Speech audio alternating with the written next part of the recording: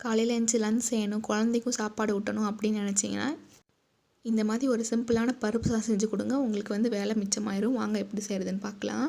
ஒரு பவுலில் 1 கப் சாப்பாட்டு அரிசி, 1/2 கப் மைசூர் தால் ஆட் பண்ணிவிட்டு நல்லா கழுவிட்டு தண்ணி ஊற்றி ஊற வச்சிடலாம். ஒரு 1/2 அன் ஹவர் அப்படி இருக்கட்டும். ஒரு குக்கர் எடுத்து அடுப்பில் வச்சு நல்லா எண்ணெய் விட்டு எண்ணெய் நல்லா காஞ்சோடனே கடுகு, உளுந்து, சீரகம் ஆட் பண்ணிவிட்டு கொஞ்சமாக கருவேப்பிலை, ஒரு காஞ்ச மிளகா, ஸ்லைஸாக கட் பண்ண வெங்காயம், 10 பல் பூண்டு, 2 தக்காளி ஆட் பண்ணிவிட்டு இதுக்கு தேவையான உப்பு ஆட் பண்ணி நல்லா மிக்ஸ் பண்ணி விட்டுருங்க. இது நல்லா எண்ணெயிலே வதங்கட்டும். மசாலா போடுறதுக்கு 1 ஸ்பூன் மஞ்சள்தூள், 1 ஸ்பூன் சாம்பார் பொடி ஆட் பண்ணிவிட்டு நல்லா மிக்ஸ் பண்ணி விட்டுடலாம். இதுக்கான காரமே அந்த வரமிளகாவோட காரம் தான்.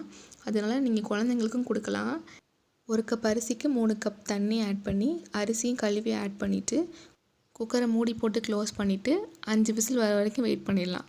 5 விசிலுக்கு அப்புறம் எடுத்து சர்வ் பண்ணிங்கன்னா ஒரு சூப்பரான பருப்பு சாதம். அவ்வளோ மேஷியாக இருக்கும். கண்டிப்பாக ட்ரை